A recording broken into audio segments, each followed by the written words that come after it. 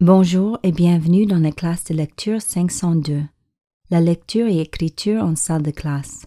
Ce vidéo vous démontrera les composants requis du portefeuille MAT. Chaque classe en anglais dans ce programme aura ses composants requis pour que vous puissiez pratiquer votre français et apprendre la pédagogie immersive. Stratégie. Cette stratégie vient de l'approche GLAD et s'appelle écouter puis esquisser. Elle vous aiderait de voir ce que les étudiants ont compris pendant la lecture d'un texte. Vous devrez d'abord lire un récit à haute voix sans montrer des portraits. Après 1 ou 2 pages, demandez aux élèves de dessiner ce qu'ils ont entendu, puis discuter en groupe le dessin. Finalement, vous allez relire le récit en montrant des portraits. Vous allez rendre la couverture d'un livre, 1 ou 2 portraits, et votre réflexion sur cette activité. Portefeuille d'immersion. Pour le portefeuille, vous avez une activité qui s'appelle formation de la phrase. Cette activité commence avec un mot important et assez difficile. Dans la présentation, vous aurez un lien pour regarder une vidéo de cette activité en espagnol. Dans cette vidéo, ils font une unité sur les sciences et donc le nom qu'ils utilisent est unscientifique. Un petit indice, utilisez toujours l'article indéfini avec le nom, un scientifique, une fleur, etc. Dans l'activité, les étudiants choisissent les autres mots, les adjectifs, les verbes, les adverbes et la phrase prépositionnelle. Essayez de faire cette activité avec des élèves ou avec des amis. Rendez-moi la vidéo. Stage. Pour votre stage, vous allez faire une des 2 activités dans ce vidéo canopée, soit avec des élèves, soit faisant semblant que vous avez des élèves. Rendez-moi la vidéo. Bien. Allez. La première syllabe que je vous dis, c'est ro. Quand vous savez quel son on entend dans ro, vous me le dites.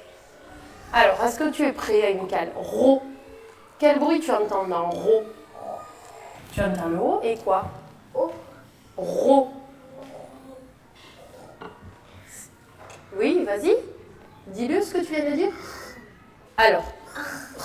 Et O. Tu mets dans quel ordre? Installe-les pour faire ro. Comme ça? Oui. Alors, je te montre. Regardez. Est-ce qu'il a réussi? Oui. Oui, tu as écrit. Tu as refait ro. C'est très bien, Michael. Attention, Salima. T'es prête? Je te dis pi. Pi.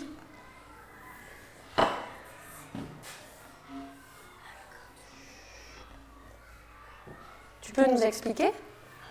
Dans pi, qu'est-ce que tu as pris? P. P, pourquoi? Ça fait quel bruit le P? P. Et là? I. I. Et quel bruit ça fait le I? I. Peu, I, pi. Regarde. Tu as trouvé? Alors, Jasmine, je te dis ta. Ta. Et puis, tu peux nous expliquer? Qu'est-ce que tu as mis pour faire ta? Un T. Quel bruit elle fait cette lettre? Oui. Et là? A. Ta. Regarde. Tu l'as trouvé? Ta. Et A. Très bien, Jasmine. Je vous ai préparé à chacun des mots et vous allez essayer de mettre un trait vertical pour me montrer à quel endroit vous séparez les syllabes du mot.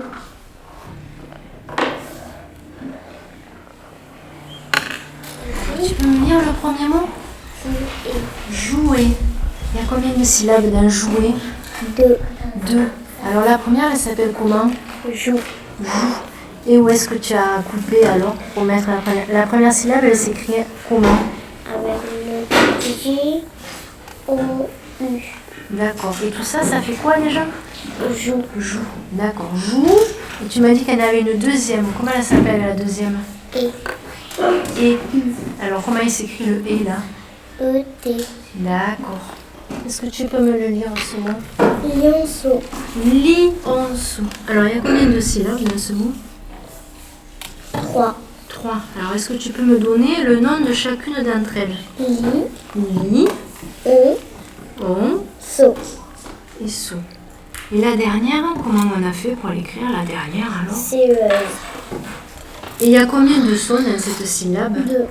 Alors, le premier son, c'est lequel? Dans so. Ah, il s'écrit avec quelle lettre?